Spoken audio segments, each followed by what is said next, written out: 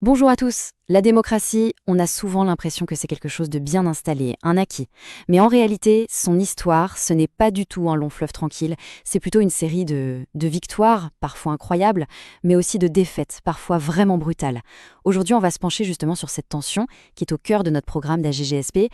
On va essayer de comprendre comment un idéal aussi puissant peut être en même temps si fragile. Alors, cette phrase de Churchill, elle est géniale parce qu'elle résume tout. En gros, ce qu'il dit, c'est que oui, la démocratie, c'est plein de défauts, c'est compliqué, mais que c'est quand même le moins pire de tous les systèmes qu'on a testés. Et c'est exactement ce paradoxe qu'on va creuser. L'idée que la démocratie, ce n'est pas un but final qu'on atteint une bonne fois pour toutes, non. C'est plutôt un combat permanent. Ok, première partie. Avant d'aller plus loin, il faut qu'on soit bien d'accord sur ce qu'on met derrière le mot démocratie. Parce que, attention, c'est beaucoup, beaucoup plus que juste aller mettre un bulletin dans une urne. Voilà la définition officielle, celle de l'Union interparlementaire. Elle nous dit que la démocratie, c'est un idéal universel, un but commun à toute l'humanité, au-delà des différences de culture, de politique. Bon, sur le papier, c'est une très belle idée. Mais concrètement, ça repose sur quoi? Eh bien, ça repose sur ces grands principes qu'on connaît tous, la liberté bien sûr, l'égalité, mais aussi la transparence, la responsabilité des dirigeants, le fait qu'on puisse avoir des opinions différentes. Bref, tout ça, c'est le socle.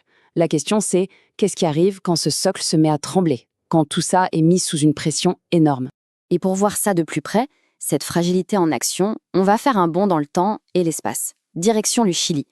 On est au début des années 70 et on va s'intéresser à l'expérience du président Salvador Allende. Alors observez bien cette frise. Tout se passe en un temps record. 1970, Allende, un socialiste, est élu, démocratiquement. C'est une grande première. Il lance tout de suite des réformes majeures, et puis, à peine 3 ans plus tard, paf, c'est fini. Un coup d'État militaire sanglant. La question qui se pose, c'est comment? Comment est-ce qu'on a pu passer d'un espoir aussi immense à une dictature? Eh bien, la clé, elle se trouve dans un conflit au cœur même du projet.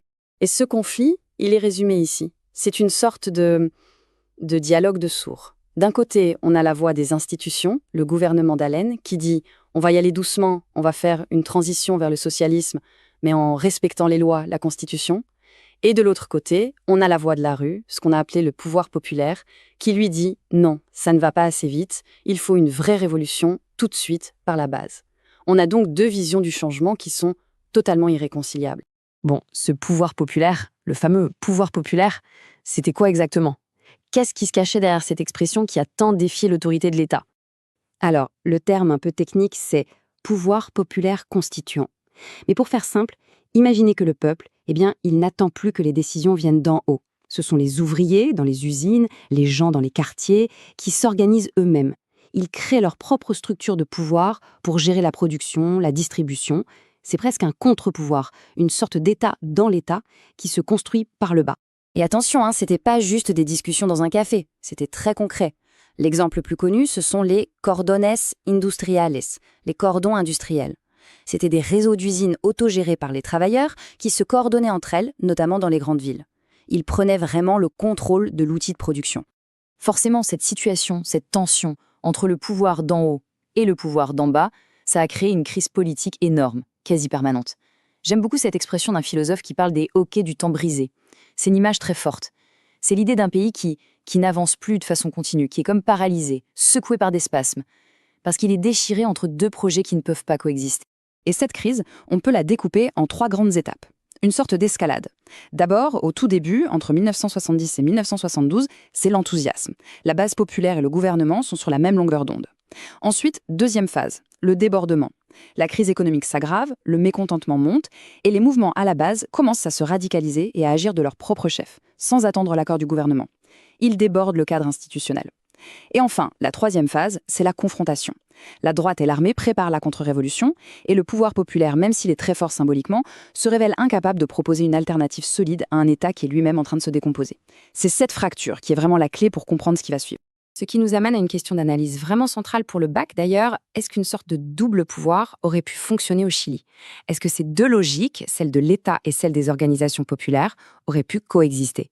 Eh bien, la conclusion des chercheurs qui ont travaillé sur la question est assez nette. La réponse est non. Le mouvement du pouvoir populaire, malgré toute son énergie, est resté à un stade embryonnaire. il n'a jamais vraiment réussi à s'unifier pour devenir une alternative crédible à l'État. Et c'est là le paradoxe. Il est resté très dépendant du gouvernement d'Allende, un gouvernement qui, lui, était obsédé par le respect de la légalité. Bon, l'exemple du Chili, c'est clairement un cas dramatique de recul de la démocratie. Mais l'histoire, et c'est ça qui est intéressant, n'est jamais à sens unique. Elle nous montre aussi les avancées et souvent, elles naissent justement des moments les plus noirs. Et c'est là qu'on va voir un contraste saisissant. Parce que, pile au même moment, en 1973, quand la démocratie s'effondre au Chili, eh bien, de l'autre côté de l'océan, en Europe, un autre pays est sur le point de commencer le chemin exactement inverse. On va donc jeter un œil rapide au cas de l'Espagne. Le contexte en Espagne, c'est l'opposé. Le pays a vécu sous la dictature de Franco pendant presque 40 ans. Quand il meurt, en 1975, tout le monde a peur d'une nouvelle guerre civile. Et pourtant, le pays va réussir sa transition vers la démocratie, la fameuse transition. C'est même devenu un cas d'école. C'est bien la preuve qu'une avancée démocratique peut tout à fait survenir après un régime autoritaire très dur. Et voilà pourquoi c'est si important de comparer ces deux exemples. Le Chili d'un côté, l'Espagne de l'autre.